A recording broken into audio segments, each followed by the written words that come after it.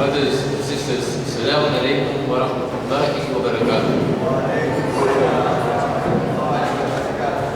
Because I'm in a Muslim institute and I also represent the community that has hosted this school, I know they will not like me to greet you in the other religious ethics like Hindus or Sikhs. So for the rest who are not Muslims, I wish you all a good morning. And I request you to pay attention for whatever half an hour you graced me with. I was told 45 minutes, but you guys take 15 minutes of my time coming in. In the past, when I've come here, I've spoken over my time because you guys take so much time coming in. And if you guys come in on time, the speakers have some time, we are all on time. I'd like to begin by introducing myself. Now, before I introduce myself, except for my community members, I want to see by show of hands, how many of you have either seen me, or heard of me, or know of me? Can you please, with a show of hands, those who are not from my community? Right, there's quite a number of boys that seem to know me, thanks. So it seems that I will need to introduce myself. My name is Muhammad Merali. My full name is Muhammad Ali, but people call me Muhammad. By profession, I'm an avionics engineer, yet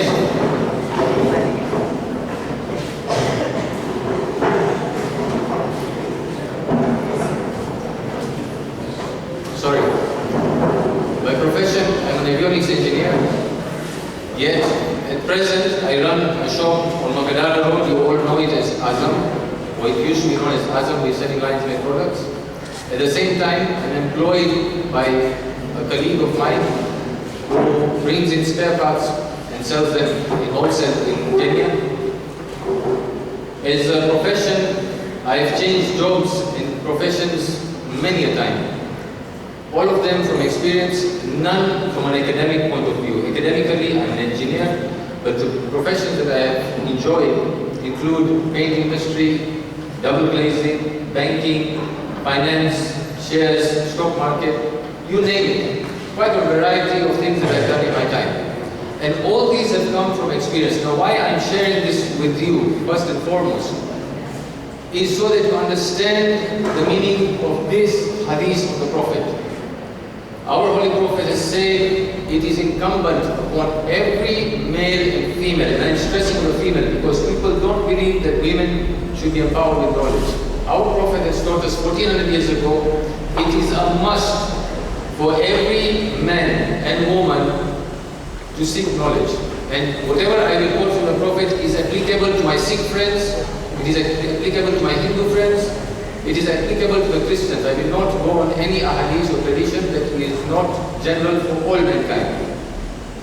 So when the Prophet said seek knowledge is incumbent upon you, at the same time he said seek knowledge even if you have to go to China. At that time China was the furthest place on earth from an Arab perspective. Question: what knowledge was the Prophet talking about? Was he talking about Islamic knowledge? Was he talking about the BAs and the MAs and the MBAs that you are going to aspire for?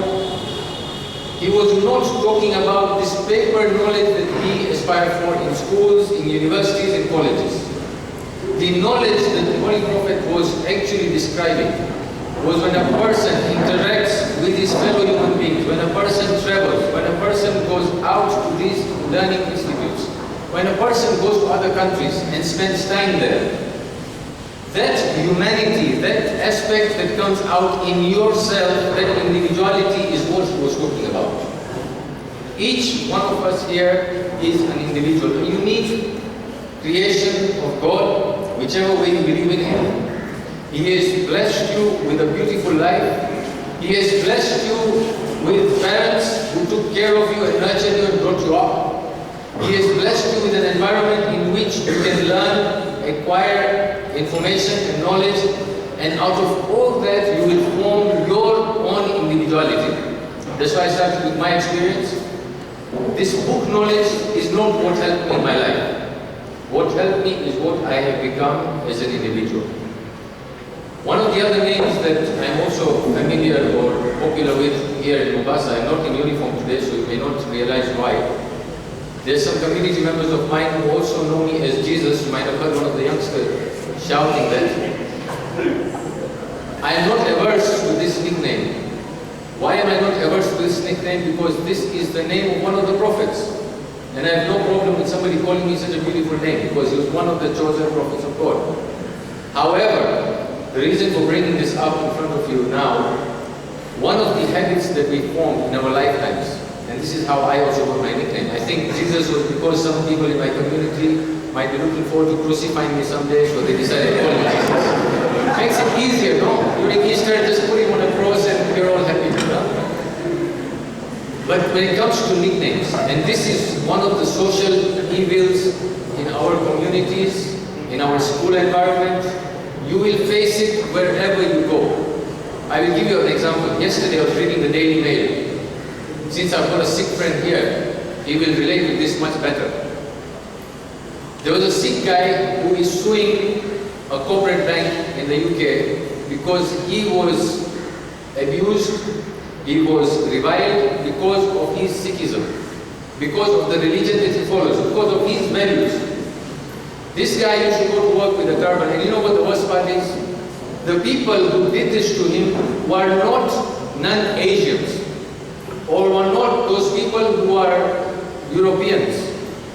These are not the white guys against the Asian guys. This is not a black guy against the brown guy. This is not a racial issue. The people who did this to him were his own Asian friends, people from his own subcontinent. They would pull his turban, they would put sticky notes on his turban saying, punch me here. They would put sticky notes saying, sign here. One guy goes to the extent of saying, will this thing ring an alarm bell if I punch you? One of his supervisors would constantly pick on him. It may sound funny to you, but put yourself in that situation and you are going to face this in your lives. You are doing it to others, and you are also going to face this at some point in your lives. Those of you who will go for further studies to the West, there are towns even today in Britain, in America, in Canada, they do not like your skin color, period. You could be a Mzungu from Kenya, but because your accent does not match up to theirs, they don't like you. You could be a Mzungu from one side of the state. You know the US is made up of a number of states. You could be from the West Coast to go to the East Coast because your accent does not match up to their accent. They don't like you. They will pick on you. They will look for excuses to mockery you, to joke about you. And this is a reality of life. So when we get it, we don't like it. When somebody does it to me, I don't like it. Yet, I feel that it is fair for me to do it to somebody else. Isn't that what we do? When we are picking on somebody, when we are bullying somebody, when we are name-calling somebody, there's no problem. But when it happens, when the shoe is on the other foot, we've got a problem. If we do not change this in ourselves, do we expect others to behave better with us? When we are so open in abusing and accusing and punching and picking on others, then why is it a surprise when one day it is your turn? You may be the toughest guy in school right now. Mr. Singh, that is very rude what you're doing.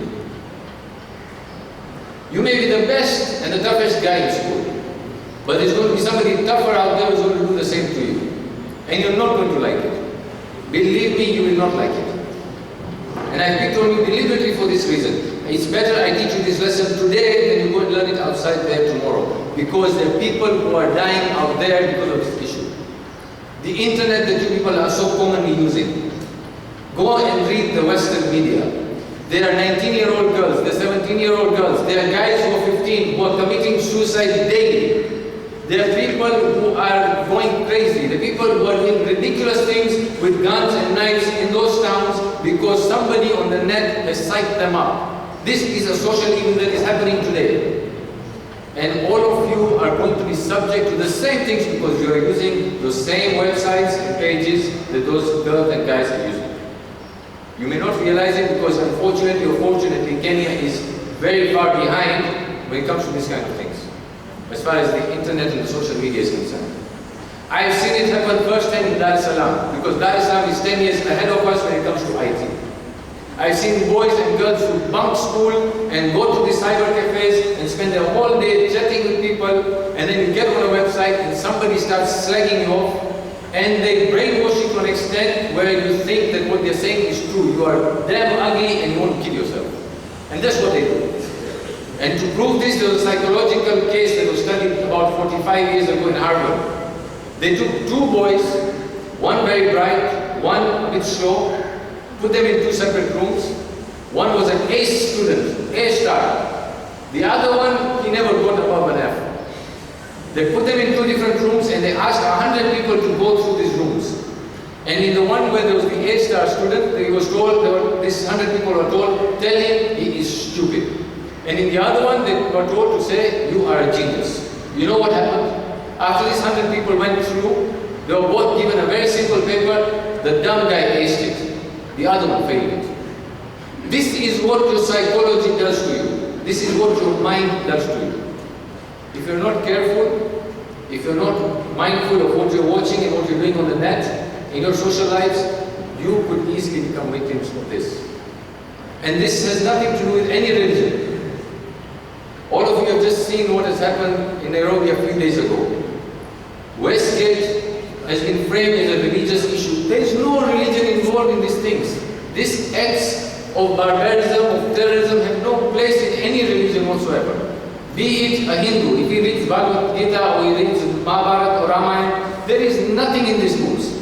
You will not find Bhagavad Gita saying about going and killing people just ad hoc. Innocent children and women. You go and read the Bible cover to cover. There is no place there where Moses said in the Old Testament that you should go and kill people, or any of the Old Testament prophets talk about killing people just senselessly. If anything, these prophets were killed senselessly. You look at the New Testament, there is nowhere where Jesus has preached murder. If anything, he tried to stop murder. He is the one who gave us the commandments that you do to your neighbor what you want your neighbors to do to you. Moses said the same thing. You find it in the Gita as well. You find it in the Quran as well. I'll give you a very good example of the Prophet. During the Prophet's time, there were two people. One guy had a plot, let's assume the plot was behind the school. And he had a small tree there. And this tree used to give him fruits. In front of his plot was somebody who had a house. Now it was just unfortunate that the way to his plot was through the house. You might have heard the story before, but repetition is as good as revision. This guy had his house in front of the plot. The other guy had his tree behind. The way was through the house. So this guy who had the tree decides he just barges into the door, front door, walks out to the back door, goes to his tree and starts plucking his fruit, whatever dates or whatever he had. And this guy was getting pissed off, the guy who had the house in front. He was really getting pissed off. Every time this guy barges in, walks through and goes to his garden. So this guy one day stops him and says, brother, be a bit respectful and mindful. I've got my house full of my children, my wife is here, my daughters are here, they may not have their hijab, they may not be dressed properly. You just barge in and you go to your farm. He says, do what you want. That farm belongs to me, your house is in the middle, I will just walk through. So this guy goes and complains to the Prophet. So the Holy Prophet calls the other guy and says, you can't do this. If you want to go to your tree, seek permission, do the decent thing, go to your tree. He still carried on. So the Prophet instructed his people to go and uproot the tree of this person who was behaving so badly.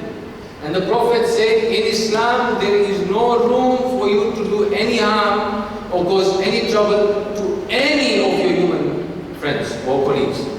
Any human being. He's not talking about just Muslims. So this Prophet who is preaching peace, and he's saying you cannot even cause harm to your desk mate who is a Hindu or a Christian or a Sikh. I'm talking mostly the Muslims because we've got majority Muslims here. If this Prophet is talking about your neighbor and he's saying you cannot harm him, is he going to accept that you go into a mall and start gunning down people senselessly? Do you really believe that religion has a role in this? What actually happens, what actually causes this kind of incidences is the fanaticism I talked about earlier. You get on the internet, you go on a site, you meet somebody who starts chatting to you about your religion, he tells you, oh, it's one wonderful things about your religion. He hypes you up, he psychs you up until it comes to a stage where you believe that every Hindu is a kafir, every Sikh is a kafir. He has psyched you up so much to the extent that even within the Muslims, there are sects. He will tell you the Shias are kafir, the Sunni are kafir, and before you know it, you have become a fanatic. You are ready to go out there with a gun. You don't care of the consequences. You have been promised a false paradise which does not exist. And this is not only Muslims. I read a recent article during the separation of Pakistan and India. There was a town which was locked down. It was a Muslim town right in the middle, in the heart of India, or the new India as it was formed. It was full of Muslims. It was run by one of the Muslim kings, a Mughal. The town was locked down and hundreds of thousands of women and children and men were killed, massacred and buried within that town. Today, after so many years, is when this history is coming out. You will find in history that Muslims, when they decided to go and conquer different lands, they went to the Singhs, towards Hindustan, towards India. They put swords on their necks and said, become Muslim. These were those fanatic Muslims. Not all Muslims did that. But there were a group that went and did that. You know what happened? Where did Sikhism come from? My Sikh friend will probably be able to enlighten us more. Guru Gobind Singh goes and he says, there is no way we are going to accept a religion where we are being made to succumb by force. You do not give us any logic. Give us some logic for which we should follow your religion. So instead, what did he do? He collected information from the Muslims. He collected information from the Christians. He collected from the Hindu scriptures. When he collected all this, he created a new religion, which is the Sikhism that we see today. It is a makeup of all the good things, all the beautiful things of all these religions. No wonder when the Westgate Mall incident happened, it was a Sikh fellow who stormed in there and salvaged people from that building. Amidst gunfire, he was ready to give his life. He had that courage, and I'm not praising him because he's the only Sikh around. I've had Sikh friends in my lifetime. I know that my Sikh friends, even today as I stand here, if I call them and I tell them, brother, I'm in problems, he will not wait to ask me what my problem is. These are those who, when they're friends, they're very loyal friends. And there's lessons for us to learn from this. As Muslims, as Hindus, as Christians, learn a lesson. I call my friend right now, he's in Nairobi. I can promise you within an hour he'll be standing here. He will not ask me why I've called him. This guy storms in there, sacrifices his own life, Mr. Singh. Sacrifices his own life to save the lives of others. Where are the Muslim guys? Do you know how many Muslims were in that mall? Yes, there's one Somali or Arab who goes there looking for his brother, and he did the same thing. And he had a gun in his hand, so he was protected. Where were the rest of the Muslims? Those Muslims who were in the mall. Personally, I know one Muslim from my own community who was feeling proud that he ran out from the tunnel and got to safety. It is sad for me. We are the people who claim that we are ready for jihad. We are ready to face those bullets. No. One of the other professions that I also deal in is called hijama. I don't know if you guys know about hijama. It is an Islamic medical science. I promised that once I come and discuss that in detail here. In that, I make incisions on the body and draw out dirty clots of blood from your capillary system, for which I'm also called Dracula or vampire. So I've got quite a few names. When I do this hijama, because it's more Islamic than Oriental science, when I do this cleaning process, those Muslims who come to me, I see fear in their eyes when they are faced with that small blade which is used to make those incisions. We cannot face these small blades. Can we really face the challenges of life? If you are in Westgate, the reason I'm bringing this up, ask yourself, have you built a character in yourself that is strong enough to stand in that mall and save other people's lives? Why does it apply to you? Because there was a 15-year-old girl who was sleeping under a stove. You read this in the paper. And she saved her colleague who was about to get shot or burnt or whatever, and she pulled her to safety. Young girl. I'm sure the 18-year-old brave guys here will be the ones running out. This is reality. Are we ready to give our lives for others? Are we ready to make those sacrifices? Have we empowered our souls? Have we purified ourselves to that extent where we can stand and be counted? Once you're finished, I can continue. It's always the ladies who talk the most when you give them a chance. Have you empowered? Have you corrected your soul? Have you disciplined yourself to that level? See, this is lack of discipline when you guys start lecturing now. Have you disciplined your soul to that level where you would stand to be counted not as a Muslim, not as a Hindu, not as a Christian, but as a human being? Are you strong enough? And this is a very important question that you need to ask yourselves. No amount of education is going to give you this. No amount of knowledge is going to make you a perfect human being. You know what makes a perfect human being? It's not book knowledge. The Prophet says, a perfect human being is that person whose soul is in sync with the universe. That person who has got humanity in their hearts. And you know where it starts? It starts in this very institute. From standard 1, from kindergarten, wherever you started in the school. You started killing your souls. Each one of you has killed a portion of your soul. I can guarantee that. What is the proof? Your nattering and your misbehavior is a proof. Your vile language is a proof. Your lying is a proof. Your cheating is a proof. Your absconding from classes because you have not done your homework is a proof. Your failure to stand by your friends when they have problems is a proof. All these things that we do not do, that we should do at the right time, is a proof that a part of your soul is dead. And if you have these things in your heart, this is also the time to change that. The problem with us, we are know-it-all. This man can come and talk what he wants, and he will go away, and I will continue with my life the way it is. Fine, go ahead. Listen to what I have to say for another 10-15 minutes and go on with your life as you please. Don't make any changes. You know what you're going to do? You're going to end up becoming a statistic amongst those people who end up either taking their own lives or going mad. You may achieve everything in this world, but you will not achieve the happiness and the joy of a good household, a good family and friend structure, a good religious structure, a good cultural structure. You will have nothing. And you want me to prove this? Go around the world, look at all the rich guys. Those guys who cut all the corners, all the sleazy ways that they could think of, drugs, guns, whatever shortcuts they could take. Papers are full of them, all those scams that they play. Kenyan example, Mr. Putney. He has had to change his religion, to change his identity, just to show that he's become a good guy. Is he in peace? Does he have peace of mind? Every night he sleeps, he's waiting for the morning to come before these guys come and raid his house again for a stupid excuse. Never at peace. That's what happens to people who do not have good ethics. How did you kill your ethics? From day one, whenever you made a mistake, you covered up your mistakes. You thought this one lie is good enough to get me out of this situation. When you stole the attention from your dad's purse or your mom's purse, you thought that is fine, 10 bob only. He's not going to, she's not going to feel it. But that 10 shillings then leads you to 100 shillings, then 1,000 shillings. When you stole a friend's rubber, or even by mistake put it in your purse and you're too embarrassed to say that I got this in my campus box, and you refuse to return it, that's where you started killing your soul.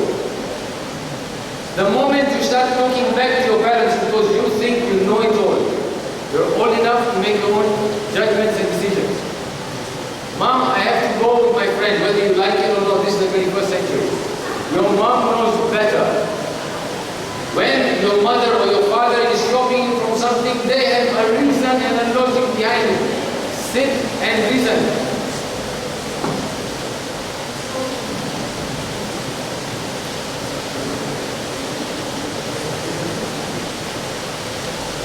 If your parents are stopping you from something, sit and reason with them, discuss with them. Don't just talk back and walk out. It's not a solution. When you've got a teacher teacher who is a headache. I know the teachers who are not the best of teachers. I know, I've been through this system. You don't take it out on the teacher. Maybe the teacher doesn't realize that you're not communicating. How many times do you go to the teacher and say, excuse me, I don't think the way you're teaching me is right? You wait for the teacher to understand, read the sign language. It doesn't work that way. If the headmaster or the principal set certain bylaws or laws that govern the school like no mobile phones, he is not out to punish you or she is not out to torment you. They know the vices of having a mobile phone in your classroom. You're going to get distracted. You're not going to concentrate on the subject matter. Come from 4, come from 5, come from 6, you have problems. You start failing, there are no reasons. By the way, just for your information, in the UK, the law has been passed. No recent marks will be accepted anymore. So you resit your Form 4 exam, your first mark is what is going to be counted against you. What's going to happen when you start failing? And I know the simple answer, you would say, my dad can buy me a university. Sorry, that doesn't wash either these days. UK universities are cutting down the numbers. So when certain laws are passed in an institution, in your homes, in your community, there is some logic behind it. You don't like it, go and discuss. But instead, we revolt. We go against the principles. And as a result, we kill a portion of our soul. When we don't like somebody because he talked the truth about us, we start talking back, we talk bad about the person, we try and destroy the person's image. Do you people realize how many times you cause that person to lose hope in life?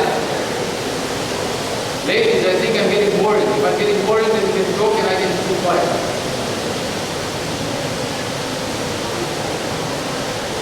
This is a big problem with the girls. What I'm talking about actually affects you more than the guys. Slacking, talking back, reviling your colleagues, putting them down. What actually happens is you demoralize this person who is in your class, who is your colleague, and this person starts believing in those things that you tell them about them. And eventually they fail in life because you caused their failure. And I'll tell you one thing, Allah subhanahu wa ta'ala or God, whichever way you believe in Him, does not believe that person you have crumbled or crushed or destroyed. God will feed that person and judge that person for what has happened to that person. But the person who causes this to happen, which is you and I, when we slag these people off, when we demoralize them, when we demotivate them, when we start calling them names and telling them that they're the slowest of the class, when we do this, we are the cause of the downfall, and as a result, we will certainly pay that price in this world. There's an account for every one of these things. It is not an accident when you fall down and break an arm. It is not an accident when you go out and you stumble and you fall and lose a leg. It is no accident. These things are all cause and effect. And that is why the Holy Prophet said that when you live your lives, make sure your soul is in sync with the whole universe. Because whatever you do to others, it will come back in a different form. It doesn't necessarily have to come back the way you did it. But when it comes back worse. You may think you become successful at the age of 40, suddenly you find you've got a stroke and you've got moments to live. Whereas the person you crush and you destroy may live to 70, 80 and have a very fulfilling life. So my friends, the lesson that I want to draw here today, from Westgate, from all that I've said, from my own life experience that I've shared, this is the time you take stock of your life and ask yourself, what good have I achieved to now and what things am I doing in my life which are harming myself and others? And if you can drop this list and start working on those things which are bad in yourself and correct them now, I can assure you, you will live fruitful lives. I'll give you an example from amongst yourselves. There's one young man here, I won't name him by name. I know him for the last 3 or 4 or 5 years. We played cricket together, we meet in social circles, I've taught him in madrasa, I've lectured to him here at school. This young man, 4 years ago, if anybody asked me my opinion about him, and his own father asked me an opinion about him, I said, I do not like this guy at all. The most obnoxious, rude, misbehaved young man that I could ever find in the community. Okay, there were worse guys than him. But he was very close to getting there. Something flipped somewhere. Something changed in this young man. I don't know whether it was because I talked to him, his dad talked to him, somebody else talked to him, whatever, Allahu Akbar. Maybe he sat down and took stock of himself. The next thing I know, the guy is getting A's. He's acing his exams. He's performing better than ever on the cricket field. He is so well behaved and polished. Wherever I see him, I have more respect for him day by day. And this is one of you who has changed his life around. And when I see him now, I see the future success of my community. In that one person, one human being changes the whole society. Remember that, my friends. Just like one bad apple can ruin the whole basket, one good guy can change his environment or her environment. If we can draw lessons from these lives, if we can think and reflect on ourselves and better ourselves, we can all have a better life ahead. The whole purpose of this pastoral class is to get these kind of lessons and change your lives to be better. It makes no difference to us guys. The speakers who come here, no difference. You've actually wasted 45 minutes of my time where I could be earning a lot of money for my boss. But for me, it will not be a waste if one person wants to wakes up today, takes stock of their lives and starts making a change for the better. That will be the reward we will get, and the reward for you will be a better future. If there are any questions, I've got I think about 2 minutes for questions. I thank you once again for bringing me here, inviting me for this session, and I hope that it has been productive for all of you. One thing I will share from my own past experience with you, since there are no questions. When I was your age or younger, if I'm not mistaken, probably around 10, 11, I was studying in a Catholic school. So I can understand from those people who are not Muslims or who are not Shias why you don't like this pastoral classes. I was in a Catholic school where it was incumbent, it was a must for us to go for Passover in the church, to go for Easter Sunday, Easter Monday, all those things that the Christians did, the Catholics did, we had to take part in it. It was compulsory. One of the things that used to happen is there was an old guy by the name of Father Michael who used to come to the school. We were kids, in our time there were no DVDs, there were no PowerPoints, there were no such gadgets. So he used to have these big reels on a projector. I don't think any of you were even born to see those things. Massive reels, he would carry them in his Volkswagen Beetle. He did not see the Volkswagen Beetle either. And he would carry this box, he would bring it up, he would put his reels, and he would start the program. By the way, he was showing us cartoons. They were all cartoons, but religious-minded cartoons. Moses and the Ten Commandments, Jesus' life, all those things. But when he would begin, his session would begin with, God loves me, I love you, you love me, we love everybody. Words like these. You can imagine, from that age till today, I still remember his words. As much as you may want to forget what I have shared with you today, what others have shared with you in the past, or what others will share with you in the future, somewhere in your subconscious our words will remain. And someday you will come at a cornerstone in your lives and you will be faced with decisions where you will need to reflect on your souls. And we hope that what we have said may just help your soul guide you in the right direction. Thank you once again.